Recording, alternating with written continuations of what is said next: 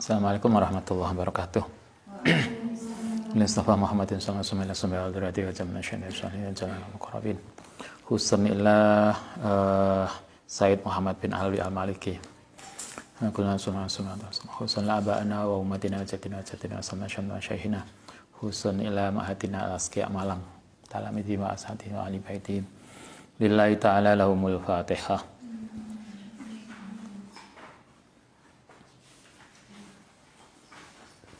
Bismillahirrahmanirrahim. Halaman 127. Ta'limul mar'ah, pendidikan perempuan. Ta'lim itu biasanya maknanya pengajaran. Tapi kita memahami sebagai pendidikan. Tentang pendidikan perempuan. Yatajanna, telah berbuat jahat. Halal Islam yang ngatasi Islam, sopo a'da'uhu, para musuh Islam. Para musuh-musuh Islam telah berlaku jahat pada Islam, maksudnya pada umat Islam. Sayangnya kemudian wayuqallituhum, lan mengikuti hum ing ada sapa al jahilu, orang-orang yang jahil, wadai lan para dai.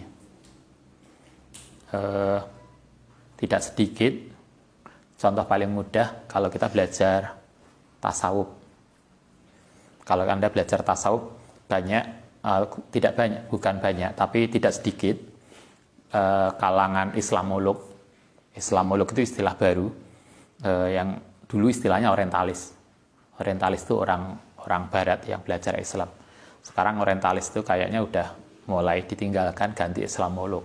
Islamolog itu artinya orang non-muslim yang belajar tentang Islam. Tidak sedikit para Islamolog atau orientalis klasik yang mengatakan misalnya Islam itu tidak punya tasawuf. Apa yang disebut tasawuf Islam itu bid'ah, karena tidak punya. Nah, celakanya sebagian dari kita kemudian mengikuti pendapat itu, sehingga kan Anda dengar toh ada orang-orang yang kemudian mengatakan tasawuf itu bid'ah karena zaman Nabi nggak ada. Itu yang terjadi. Kata Sayyid Alwi, musuh-musuh Islam itu telah berbuat jahat pada masyarakat Islam dan Islam. Sayangnya kemudian tidak sedikit di antara kita, orang Islam sendiri yang jahil, kemudian mengikuti mereka tanpa sadar.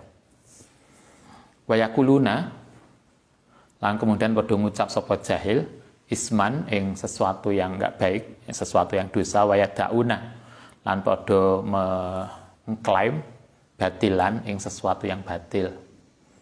Mereka kemudian mengikuti pendapat mereka tanpa sadar. Kalau kita, misalnya, kita beberapa hal, kalau kita belajar kajian-kajian Islamologi, tidak sedikit orang mereka yang mengatakan, kenapa Islam itu tidak maju misalnya. Maka biasanya beberapa pendapat orientalis atau Islamolog Barat mengatakan itu karena kesalahan ajaran Islam. Jadi yang salah itu ajarannya, dan kemudian kita ngikuti. Pancene ajaran Islam nggak maju, ajaran Islam. Nah, sebagian kita kemudian mengklaimkan itu. Padahal persoalannya bukan ajarannya, tapi sangat mungkin karena persoalan faktor sosial, konteks sosialnya yang beda dengan dulu dan di tempat lain. Wayan sibuna, kemudian menisbatkan sapa mereka ilat dini maring agama. Padahal mahua kang utawi din iku munazzahun anhu, yang bersih, yang suci. Sama dengan kita, ada orang Islam yang suka berbuat teror, kemudian kesimpulannya menjadi Islam teroris. Islam itu memang mengajarkan kekerasan, kemudian dicarikan ayat-ayat yang mendukung. Karena memang di dalam agama, di dalam banyak kasus agama, bisa Islam, bisa yang lain, itu ada ayat-ayat yang kemudian memang bisa ditafsiri sebagai sikap perilaku eksklusif. Misalnya kan ada toh, kalau di Islam itu inna dina indallahil Islam. bahwa agama yang diterima di sisi Allah itu hanya Islam, sehingga yang selain Islam salah. Di agama lain juga ada. Kalau Anda lihat di agama lain misalnya tidak ada keselamatan di luar gereja, sehingga yang nggak masuk gereja itu mesti neraka. Terus ada agama-agama itu ayat-ayat yang secara sekilas itu kemudian bisa dimanakan eksklusif. Tapi kita lupa bahwa selain ayat-ayat itu ada juga ayat-ayat yang sesungguhnya sangat toleran.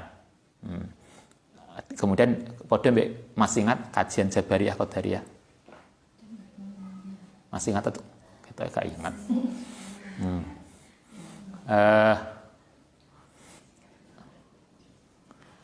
Jabariyah itu sebuah ajaran yang mengatakan bahwa apapun yang kita lakukan itu sudah diciptakan Tuhan. Jadi kita itu kok tinggal kayak robot aja.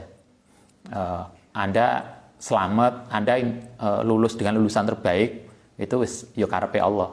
Gak lulus S1 ya selanjutnya takdir pangeran. Anda itu tinggal ngikuti aja. Lah wong Jawa ngatakan sadrimo ngikuti apa jenenge?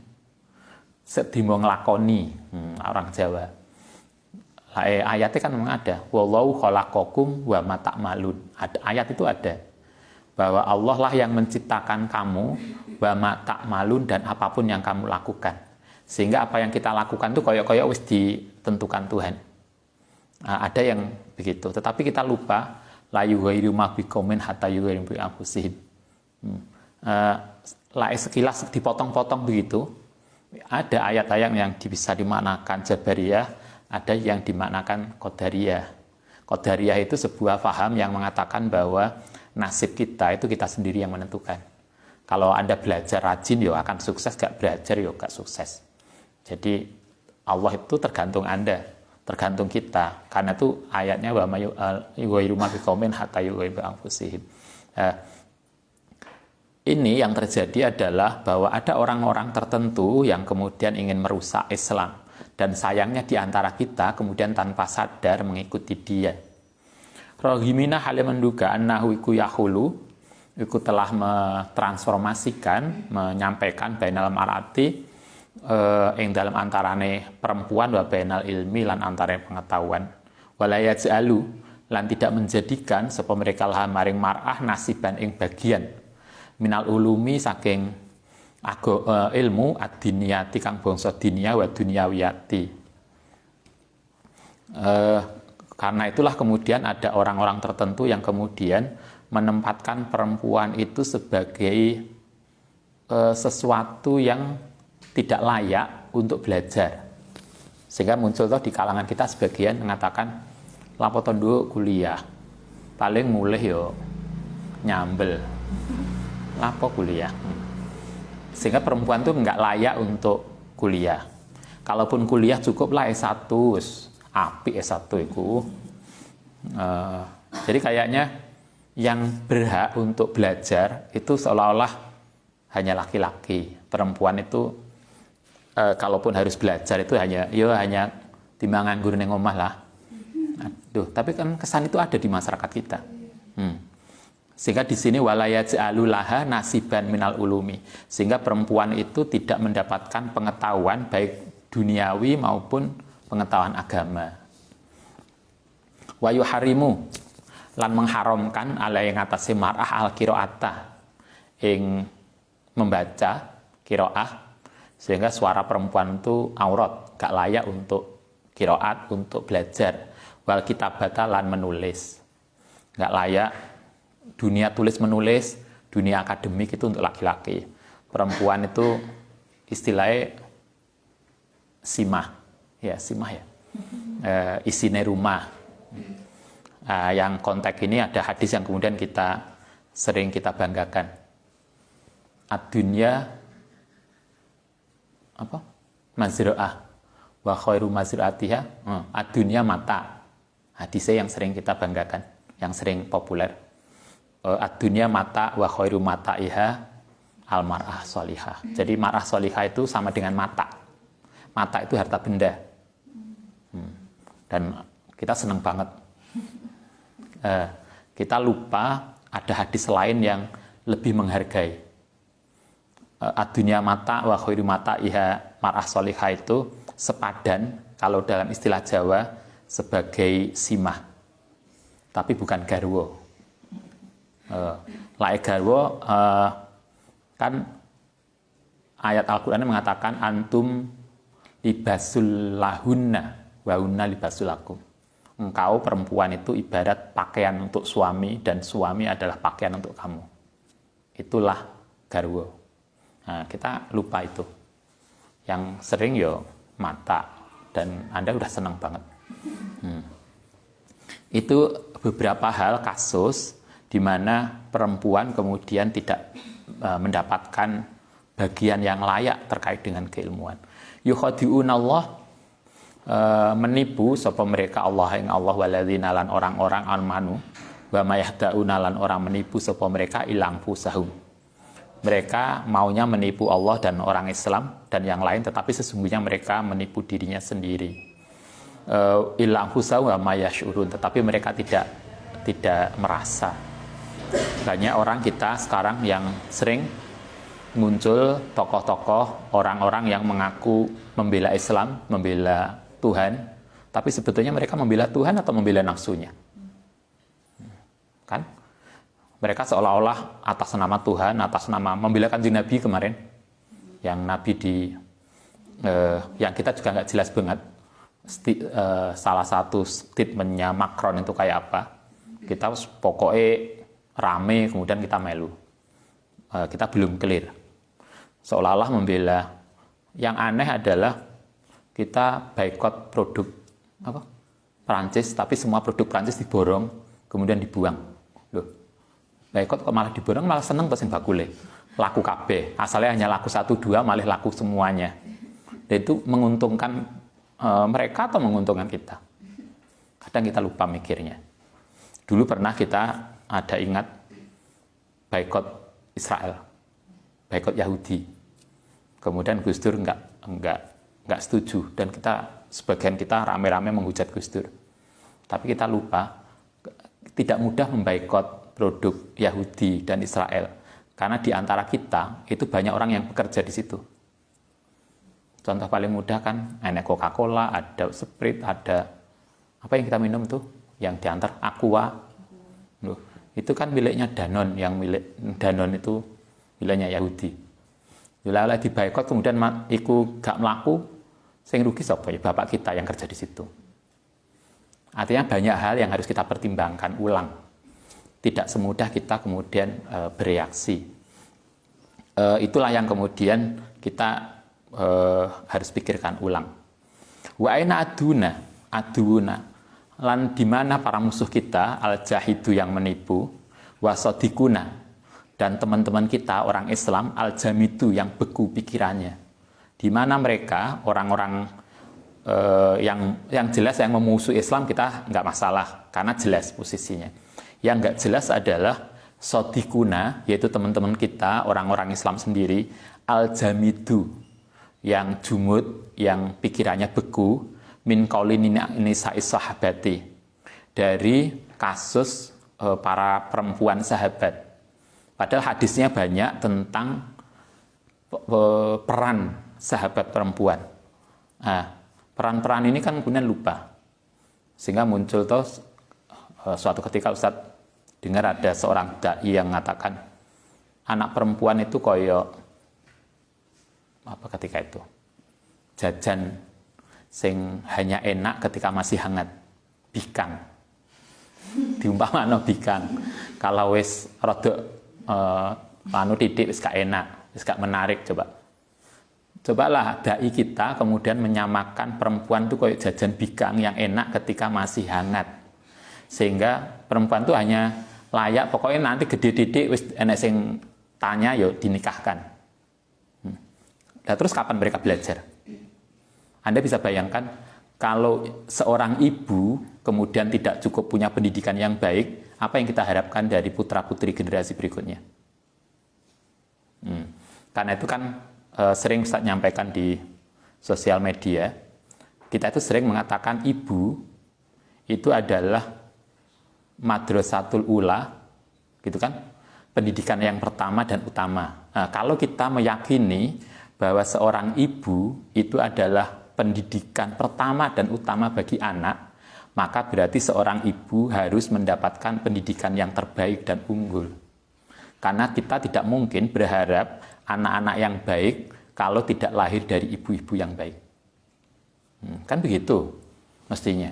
Nah terus gimana kita berharap anak generasi muda kita itu hebat kalau ibunya kemudian diumpamakan kayak bikang, kayak jajan yang tadi, wis opo anak perempuan gak usah sekolah, gak usah ini, pokoknya gede didik, anak sing takok wis nikah, lalu didik nikah, terus belajarnya kapan? Lah kalau ke ibunya kayak begitu, bagaimana ibunya bisa membimbing anak-anaknya toh?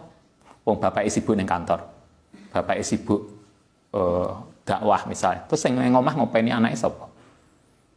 Itulah yang kemudian kita berharap Anda yang perempuan tuh pendidikannya cukup dan baik. Bukan untuk bersaing dengan laki-laki, tetapi seorang perempuan harus terdidik dengan baik karena dia bertanggung jawab untuk menyiapkan generasi yang akan datang yang lebih baik. Jadi jangan mikir kemudian bersaing untuk laki-laki, bukan. Tetapi karena tanggung jawab untuk menyiapkan generasi anak-anak kita yang lebih baik. Min qauli nisa'i sahabati radhiyallahu an. Ya Rasul, ini kasus seorang sahabat perempuan yang protes ke Nabi. Ya Rasul, dhahaba berangkat sapa rijalu para laki-laki bihadisika dengan hadis Tuhan, perintah Tuhan. Faj'al, kata ibu-ibu, mak-mak zaman sahabat, kanjeng Nabi enak ya laki-laki. Hadis ini kan terulang toh. Hadis ini dulu pernah disampaikan di depan. Ada seorang mak-mak yang datang ke Nabi mewakili grupnya. Apa kalau bahasa kita? Geng mak-mak. Datang ke Nabi bilang, kanjeng Nabi enak ya bapak-bapak itu, suami-suami kita, mereka bisa pergi jihad. Nah terus kita kayak apa? Faj'al, karena itu gini, dhahaba berangkat sapa rijalu laki-laki bihadisika dengan diskusi dengan jenengan. Faj'al, karena itu mungkin menjadikan sapa tuan lana maring kita minafsika saking diri kita yauman yang suatu hari naktika bakal teko sapa kita kaing tuan fi ing dalem yaum. Tu alimuna ngajari sapa tuan ing kita mimah saking barang alamakallah yang ngajari kaing tuan sapa Allah. Mak-mak itu bilang kan Nabi, kalau laki-laki itu kan bisa setiap saat datang konsultasi ke jenengan. Lah kami yang perempuan kapan ada waktu untuk belajar? Coba mak-mak itu loh luar biasa pada masa Nabi. Mereka iri kalau suaminya bisa belajar bebas, laki-lakinya bisa belajar, perempuan kapan? Nah, ketika mak-mak tadi bilang kapan kita bisa belajar, Nabi bukan mengatakan wis kamu gak usah belajar, wis kan bagianmu kan neng omah. Enggak, ternyata Nabi enggak begitu. Begitu mak-mak tadi protes untuk belajar, Nabi kemudian mengatakan kala ngendika sapa kanjeng Nabi ijma'iyanna ngumpulno sapa sira yauma kadza ing hari seperti ini kadza fi maudhi'in kadza wa kadza. Nabi kemudian menjanjikan, oke, kalau begitu silahkan kumpul hari apa di mana. Fa ajma'anna, mongko kemudian pada kumpul sapa nisa tadi, fa'atuhunna kemudian datangi ing mereka sapa Nabi sallallahu alaihi wasallam. Fa'allamahunna kemudian ngajari sapa Nabi huna ing nisa mimma saking barang alamallahu taala. Mak-mak kemudian didatangi Nabi dan Nabi ngajari. Artinya kan Nabi begitu melihat perempuan yang seperti itu tidak kemudian disuruh diam di rumah, tetapi Nabi memberikan waktu yang tidak berbeda dengan kaum laki-laki. Artinya soal pendidikan perempuan itu sangat diperhatikan oleh Nabi. Tidak hanya laki-laki, perempuan pun Nabi ngasih waktu sendiri. Biasanya kalau yai itu dulu selain beliau ngaji di santri, beliau biasanya ada 2 kali seminggu atau berapa kali seingat saya itu menerima pengajiannya mak-mak. Mak-mak datang ke dalam, ngumpul, kemudian beliau ngaji kitab tertentu. Atau kalau nggak begitu, yai tindak ke kelompok jamaah perempuan. Mestinya begitu. Sehingga Anda juga begitu toh. Karena Anda perempuan, maka tugas Anda nanti setelah pulang adalah membina mak-mak di rumah. Itu tugas Anda. Jadi bukan kok mondok kuliah tinggi-tinggi, mondok dengan lama, ngaji banyak, mulai cuma turu. Nikah cuma, kok gak pernah metu? Waduh mbak, sibuk ngopaini anak dewe sampai anak mertua. Akhirnya nggak pernah keluar loh. Terus ngapain? Mondok suwe-suwe itu nggak ngopaini pengajian mak-mak. Ini tanggung jawab kita, tanggung jawab Anda nanti. Artinya kan ketika kita telah kuliah tinggi, telah mondok lama, yang dianggap Anda ngerti ilmu agama, maka tanggung jawab Anda adalah bagaimana membina kajian-kajian di kalangan perempuan. Jadi bukan sekedar perempuan itu ngumpul untuk apa biasanya? Arisan. Yang arisannya sebentar banget sebetulnya. Sing suwe kan ngrumpine. Ngrumpine ku sawe. Padahal di kopyo arisannya selesai. Sing pamer kulkas, pamer biasanya tuku panci anyar gitu loh, iso cerita sak PKK misalnya.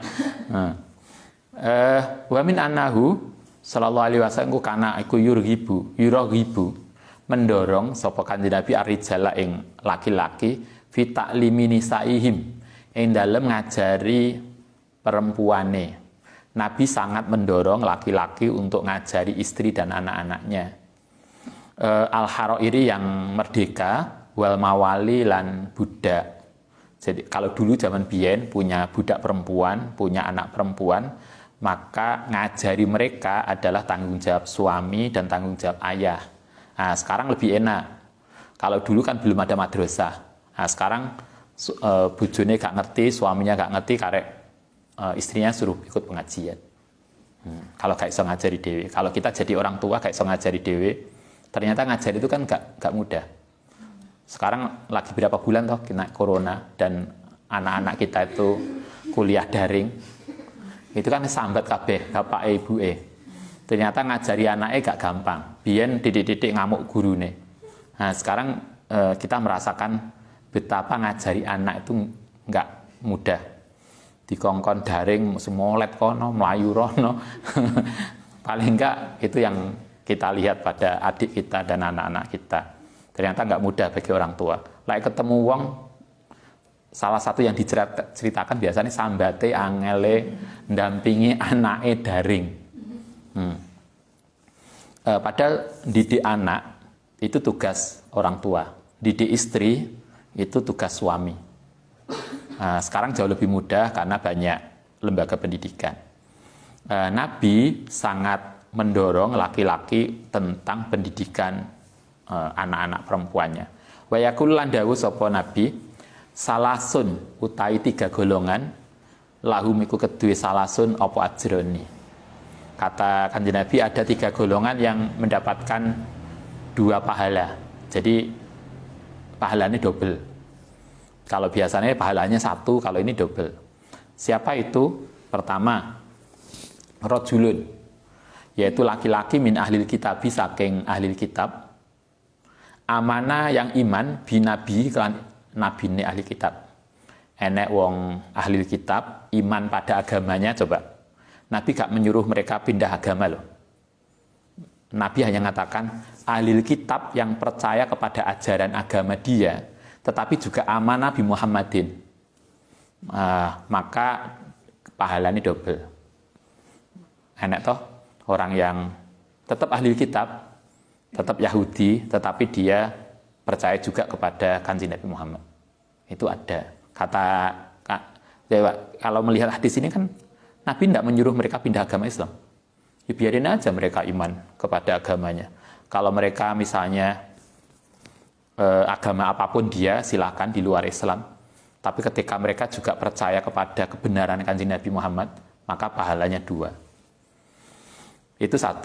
Yang kedua, wal abdu, seorang hamba al-mamluk yang dikuasai, hamba sahaya, budak, idza adda, nalikane memenuhi hak Allah taala ing kewajiban hak Allah, wa haqqa mawalihi, lan H.E. Juragane. Ada budak yang rajin ibadah sekaligus rajin bekerja, maka itu pahalanya 2. Itu kayak misalnya kalau kita gak ono budak, sekarang pekerja, gantinya kan pekerja. Pekerja itu ada tukang, ada kuli, rajin ibadah, juga rajin nyambut gawe, maka kan pahalanya 2. Ada toh yang kerja di pondok yang luar biasa, jamaah kuat, air Ramadan ya poso. Kadang Ustaz tuh nggak bayang no, kuat luar biasa yang kerja di kita. Ramadan aja poso. Ramadan poso kerja no dhuwur panasnya luar biasa itu. Itu cik poso. Lah kita gak kerja, awan titik wis nglele. Manengon turu sampai asar. Coba Anda bisa lihat tukang yang kerja di kita itu. Ramadan kemarin poso, Senin Kamis lo poso. Pak Min itu kan Senin Kamis poso. Padahal kuli batu, artinya mereka kerja keras. Itu cik poso. Duhur jamaah di masjid. Kita duhur mbuh jamaah nondi. Wis gak poso jamaah mbuh nondi. Iku sih gak melek. Cobalah bandingkan dengan mereka. Semoga mereka termasuk orang yang ini dapat 2 pahala. Warajulun lan laki-laki kanat kang ono lau kedirajul opo amatun budak perempuan. Yang ketiga yang mendapatkan 2 pahala adalah yang ketiga seorang laki-laki yang punya budak perempuan fa'adabaha, kemudian mendidik sapa rajul ha ing amat wa ahsana takdibaha, lan memberikan pendidikan yang terbaik. Wa alama lan ngajari ha ing amat wa ahsana, mongko kemudian memberikan yang terbaik taklimah ha ing pendidikannya. Duwe anak, kalau ini budak wedok kemudian diajari dengan baik, disekolahno dengan baik, summa ataqaha, kemudian dimerdekakan, summa ataqaha, kemudian merdekakan sapa rajul ha ing amat. Tidak hanya memerdekakan, tapi kemudian fatazawajaha, kemudian menikahi. Artinya asalnya budak dikasih pendidikan yang baik, kemudian dimerdekakan, tidak hanya dimerdekakan tapi juga kemudian dilindungi dengan dinikahi, falau ajroni, maka dia akan mendapatkan 2 pahala. Artinya orang yang ngasih pendidikan yang terbaik itulah orang yang luar biasa. Masih ingat ada hadis Nabi, siapa yang punya anak perempuan 3 orang perempuan, kemudian ngasih pendidikan yang terbaik, maka jaminannya surga. Itu kan. Kemudian sahabat bilang, "Lu kan Nabi, anak saya cuma 2 ya gak popo." Yang satu lagi, "Tidak 2 kan Nabi, anak perempuan saya cuma 1 juga gak popo." Artinya ketika kita punya anak perempuan, kemudian kita ngasih pendidikan yang terbaik, itulah orang tua yang terbaik.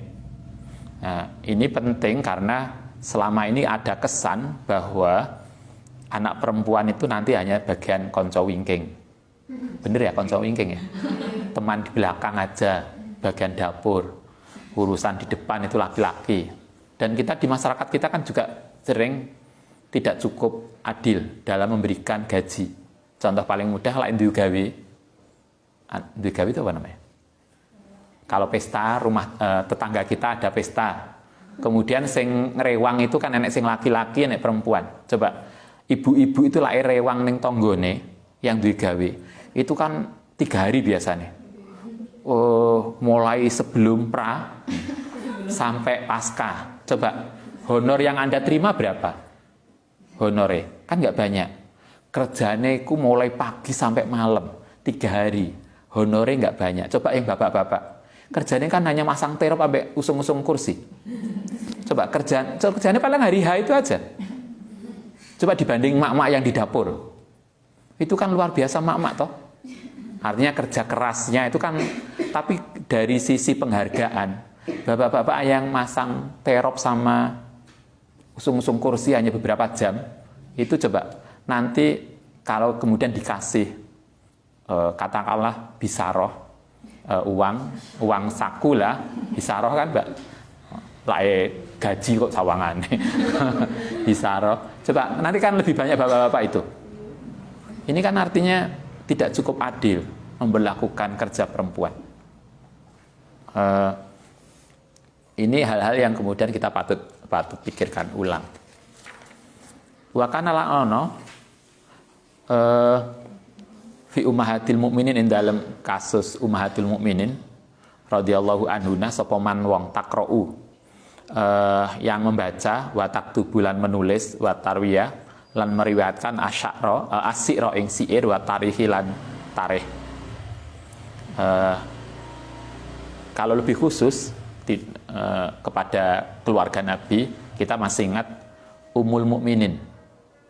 Itu ada orang-orang di antara Ummul Mukminin itu, ada orang-orang yang menulis, meriwayatkan hadis dan seterusnya. Salah satunya yang kita kenal adalah Sayyidah Aisyah, yang beliau meriwayatkan lebih dari 2000 hadis.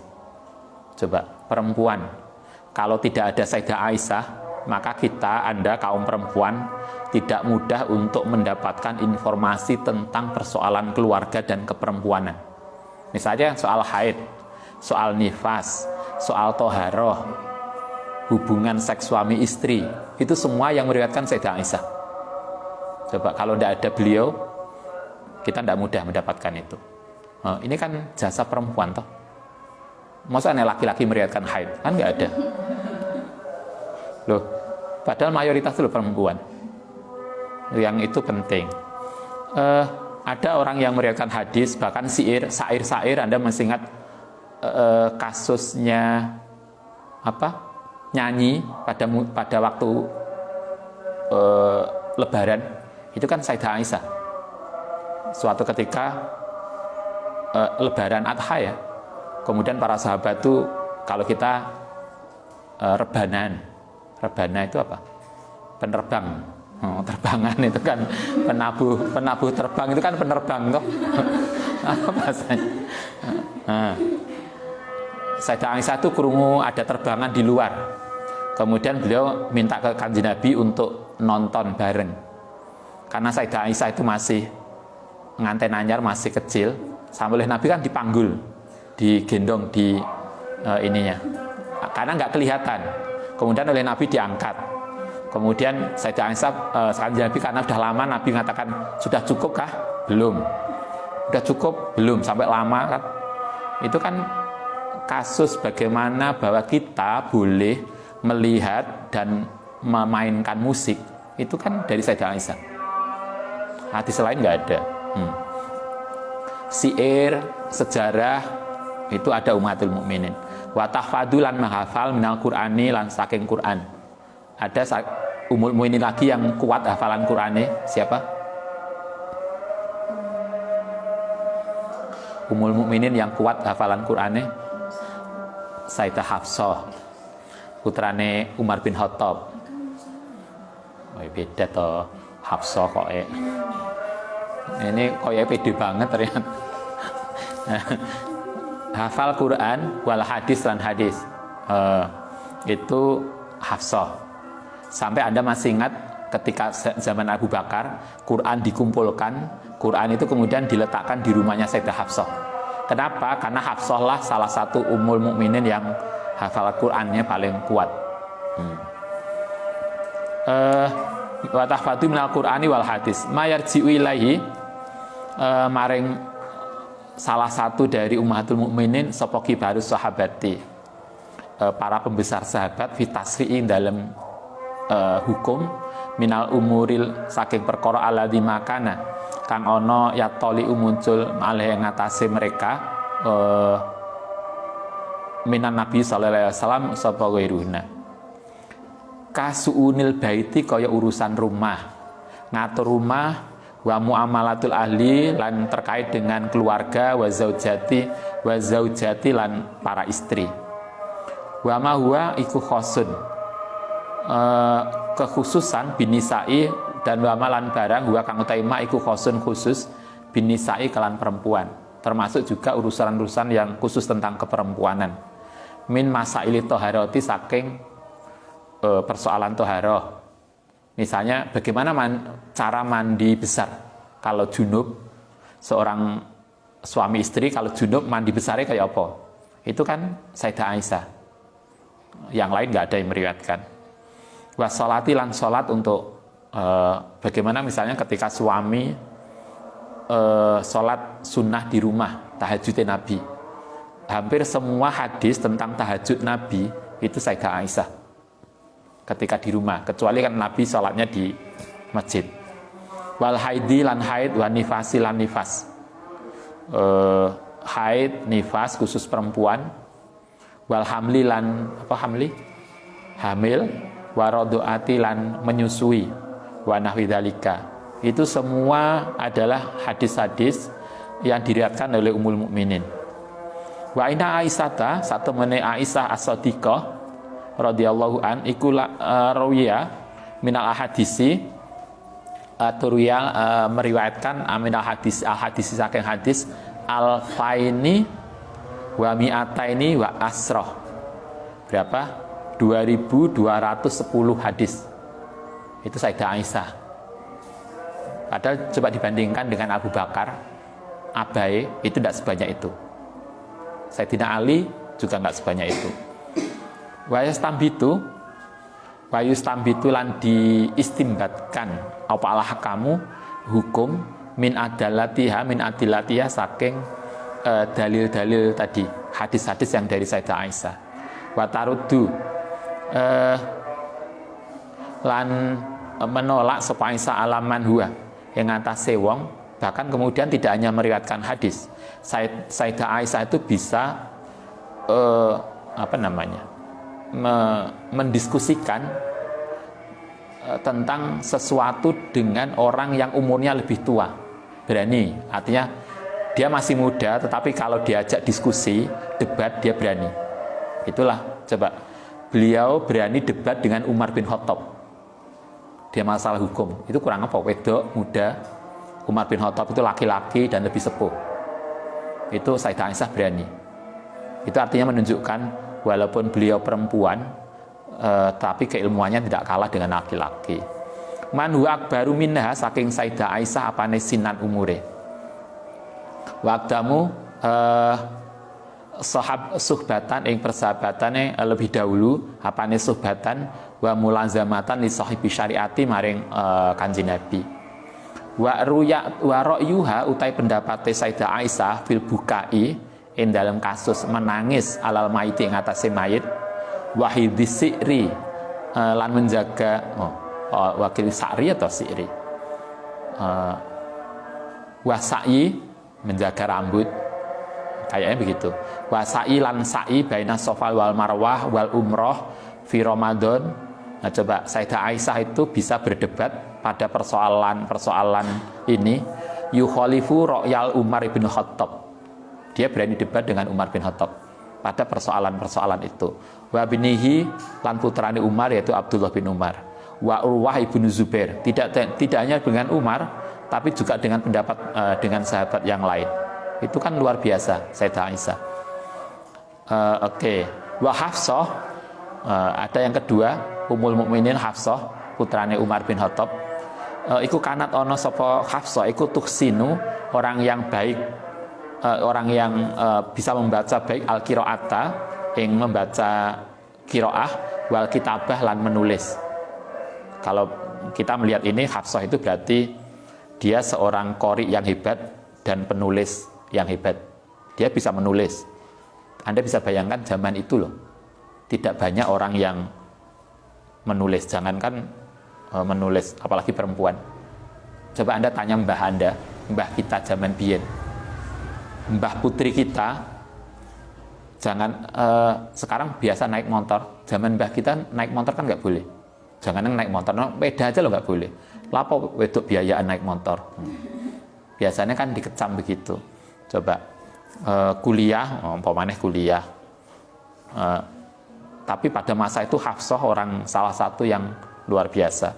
Waqat wadu'at lan teman-teman wudiat diletakkan indah ono ing Hafsah apa al-masakhifu sakhifah, lembaran-lembaran Quran itu dititipkan di Hafsah hina kutila nalikane terbunuh sapa abuha bapake Hafsah. Li'annaha tastatiu, kenapa kemudian begitu setelah Abu Bakar, masa Abu Bakar itu lembaran Al-Quran dititipkan ke Hafsah. Kemudian ketika Umar bin Khattab menjadi khalifah, lembaran Al-Quran itu masih di rumahnya Hafsah. Nanti kemudian lembaran itulah yang oleh Hafsah diserahkan kepada Utsman ketika Utsman menjadi khalifah. Yang dari kumpulan itu kemudian oleh Utsman ditunjuk Zaid bin Sabit untuk menulis menjadi mushaf yang kita baca hari ini. Itu kan salah satunya jasanya Hafsah. Li'anha iku krana sedene Hafsah iku tastati mampu dobatoha ing menjaga Al-Qur'an wal muhafadzata lan ing hafal ala ing atase Al-Qur'an hatta taslimaha sehingga menyerahkan sapa Hafsah ing Qur'an tadi Utsmana ing Sayyidina Utsman wa iya titik wa iya utai Hafsah iku tilmidzatun menjadi murid li Ummi Abdirrahman maring Ummi Abdirrahman Wasaqaf bintu Abdillah alladzi qala yang ngucaplah maring Hafsah an-Nabi sallallahu alaihi wasallam ala ta'lamina ana ta belajar sapa sira hadhi ing iki ruqyatan namlah ing ruqyah namlah. Nabi sendiri yang kemudian menunjuk kelebihan Hafsah kama alam matiha kaya oleh ngajari ing Hafsah alkitabah ing kitab ing menulis. Artinya Hafsah itu salah seorang istri Nabi yang oleh Nabi dipuji karena bagusnya tulisannya. Nulis bagus itu bisa tulisannya yang bagus, bisa juga isinya yang bagus. Kalau zaman biyen nenek toh, zaman Ustadz dulu kecilan ada nulis halus.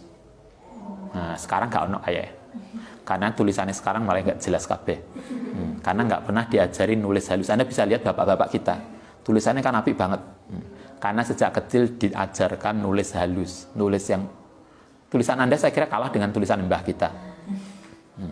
Karena mereka diajari gitulah. Sekarang kan kita nggak diajari, karena diketik dengan HP. Sekarang nggak diketik. Beberapa mahasiswa lah kita ngajar langsung disyuting begini kongguri. Nah, dulu direkam, masih awal-awal tuh Ustaz kalau ngajar direkam. Banyak mahasiswa yang ngerekam. Saya nggak ngerekam di ini pakai kamera. Saya begitu kita kuliah online pakai Zoom-nya direkod. Kan lebih mudah saya belajar. Masuk belajar lebih mudah, hasilnya tidak lebih bagus. Kan begitu toh?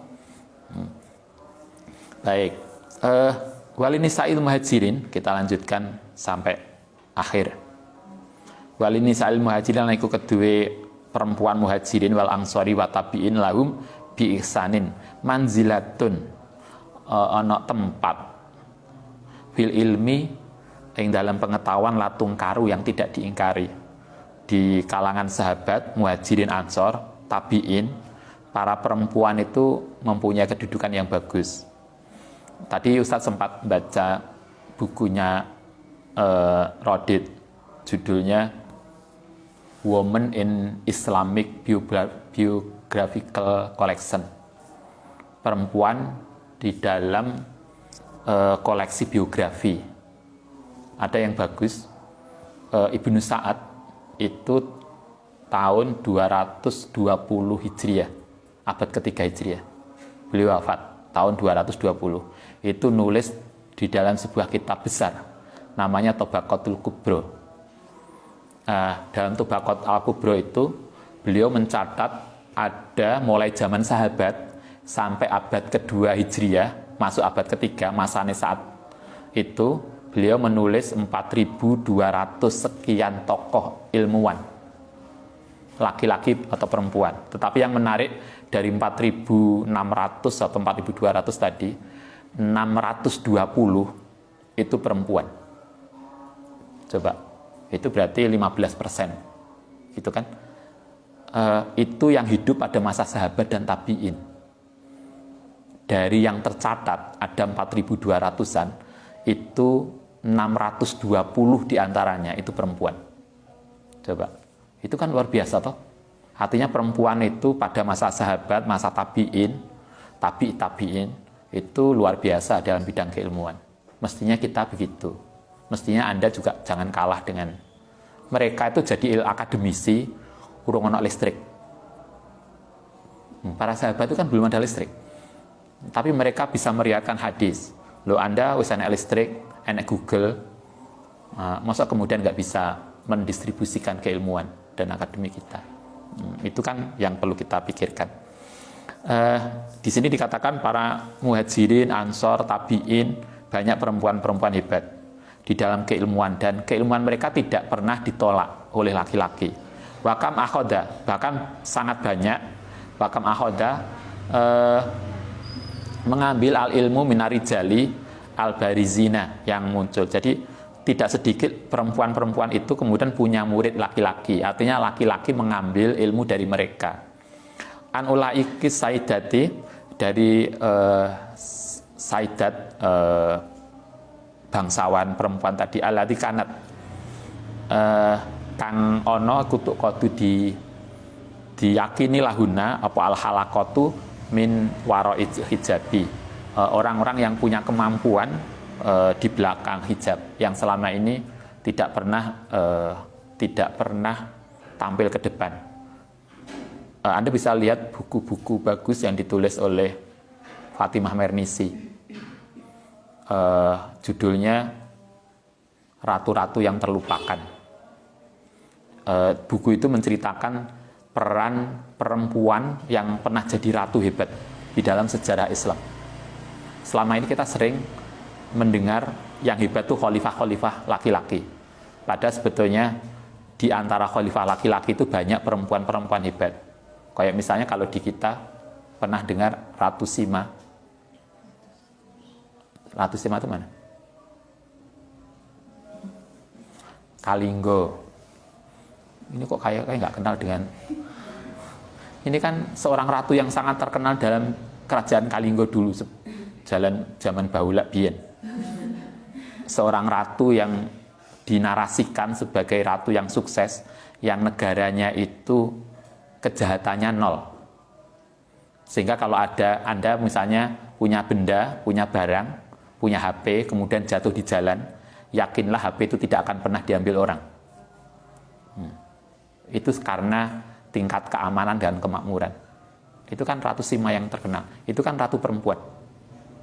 Kalau di dalam Al-Quran ada Bilqis. Tapi kalau kita kembali ke ini, banyak sesungguhnya para perempuan yang hebat. Sayang itu tidak tertulis atau terlupakan. Kalau bahasa Mernisi, ratu-ratu yang terlupakan. Ratu-ratu yang hebat tapi kemudian tidak masuk dalam atau jarang disampaikan di dalam akademik, padahal mereka punya jasa yang besar. Maksudnya kitab ini mengajari kita bahwa sesungguhnya perempuan itu mestinya punya andil besar dalam keilmuan, tidak kemudian hanya belakang. Baik, saya kira begitu. Nanti kita lanjutkan besok. Ada pertanyaan? Ya.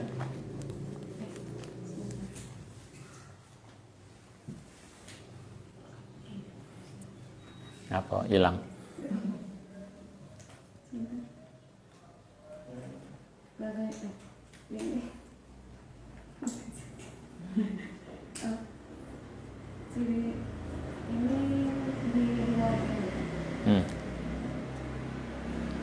Bagaimana cara kita menilai diri sendiri dan hal apa saja yang perlu diperbaiki? Maksudnya apa ya? Mungkin karena kita tahu kok kita tuh mungkin kekurangannya apa atau lebihnya apa. Bagaimana cara kita menilai diri sendiri sehingga kemudian kita bisa terus mengalami progres baik. Kalau kita belajar, Anda pernah ngaji Bidayatul Hidayah ya? Agar kita bisa menilai diri sendiri dan terus berkembang baik. Bidayatul Hidayah yang ditulis oleh Imam Ghazali itu ngajari kita agar kita senantiasa melihat orang lain lebih baik dari kita. Jadi dengan cara itulah maka kita merasa bahwa kita itu masih kurang banyak. Sehingga misalnya dalam Bidayah itu dikatakan gini, kalau Anda melihat anak kecil, maka lihatlah bahwa dia itu masih muda dan belum banyak dosa. Sementara kita lebih besar, dosanya lebih banyak. Sehingga kita kemudian akan terus menambah kebaikan kita. Kalau kita melihat orang tua, yang kita lihat adalah dia itu lebih tua, umurnya lebih banyak, berarti amal baiknya lebih banyak. Maka berarti dia lebih baik dari kita. Sehingga kemudian kita bisa terus mengejar ketertinggalan itu. Bahkan kalau kita melihat penjahat pun, orang yang perilakunya jahat sekalipun, kita masih diajarkan begini, ya dia memang jahat sekarang, tapi kan nggak tahu, mungkin setelah itu dia berubah dan menjadi baik. Banyak tuh kasus, awalnya penjahat kemudian jadi wali. Banyak. Wali tokoh, salah satu tokoh besar misalnya Bayazid Bistami, itu awalnya kan non muslim, kemudian masuk Islam jadi wali.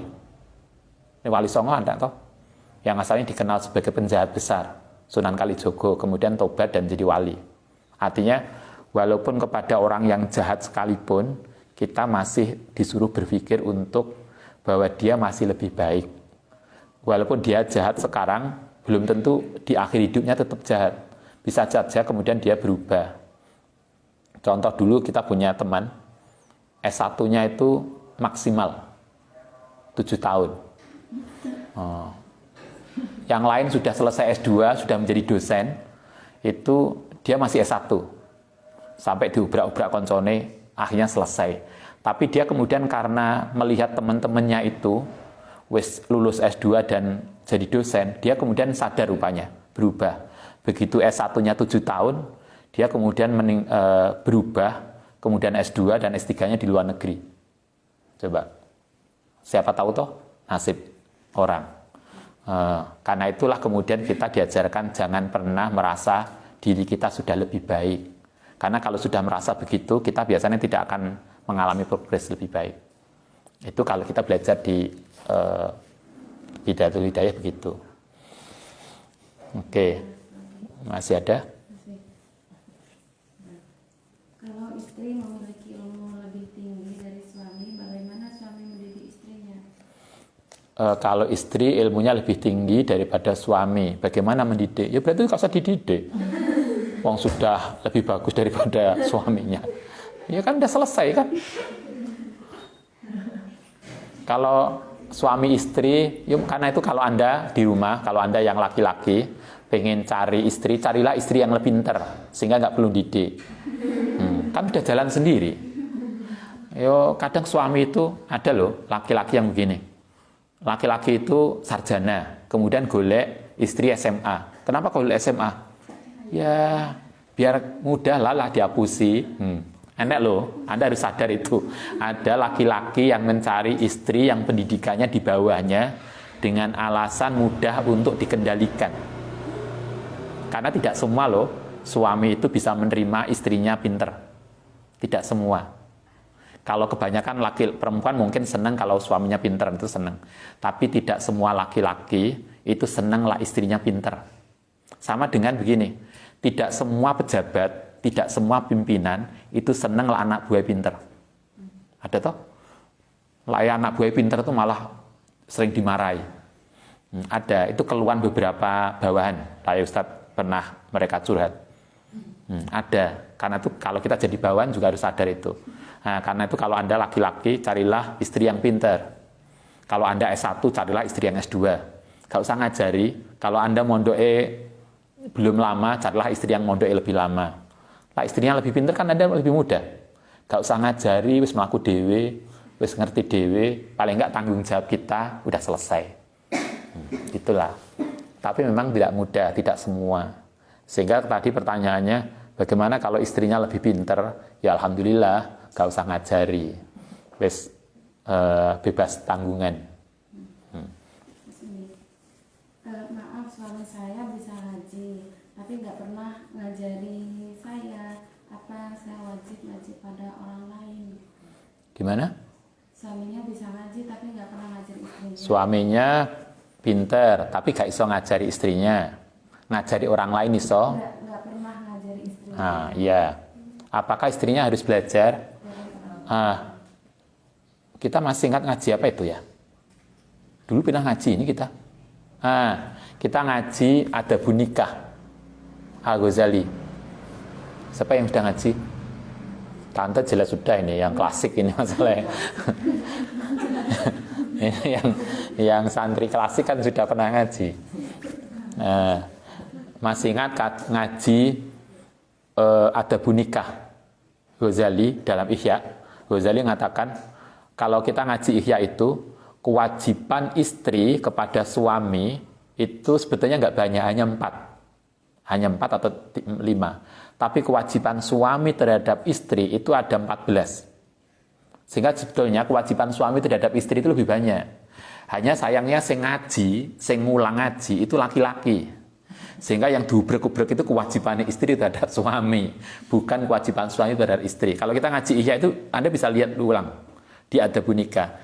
Kewajiban suami terhadap istri itu jauh lebih banyak, 3 kali lebih banyak daripada kewajiban istri terhadap suami. Salah satu kewajiban suami adalah ngajari istrinya.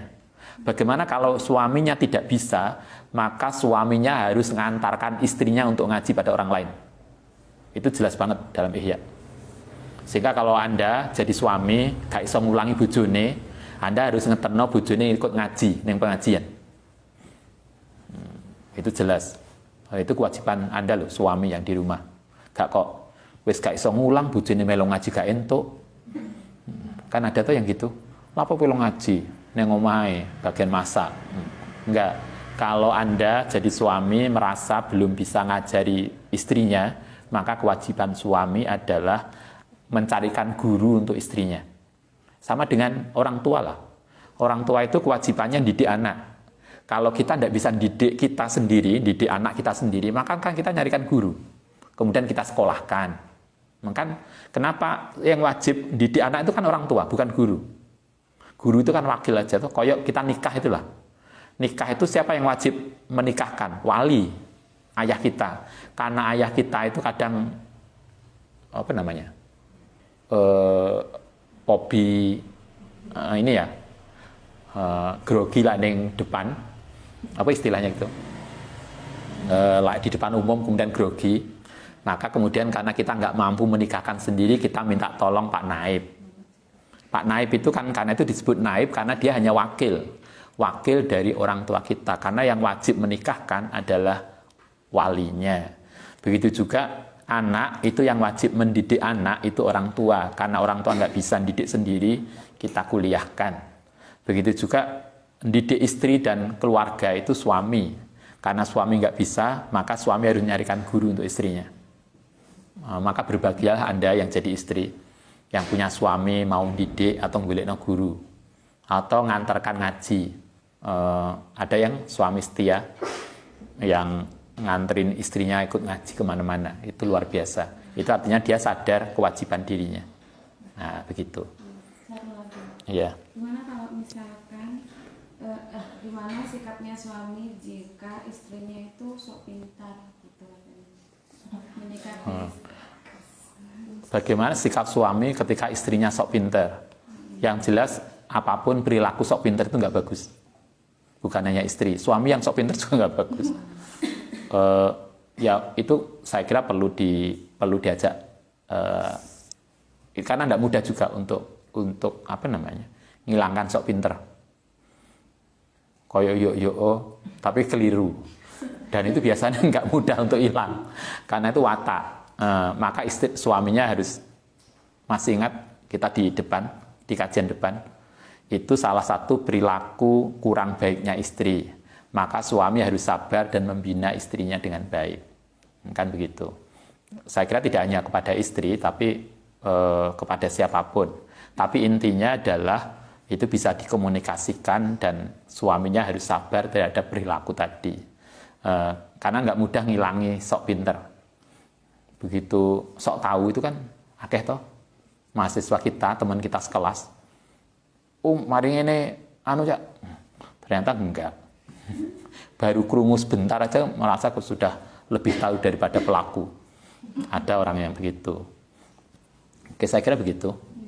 Udah lewat waktunya? Enggak? Oke. Nanti yang pertanyaan-pertanyaan kita tanggapi malam Ahad aja, biar jelas kapan waktunya yang kurang. Al-Fatihah.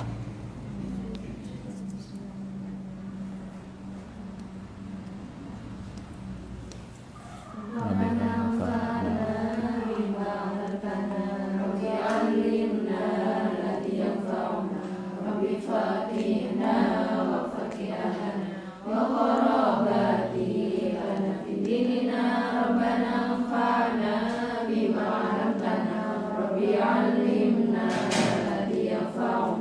Rabbi faqihna wa faqih abana wa qarabati lana fi dinina.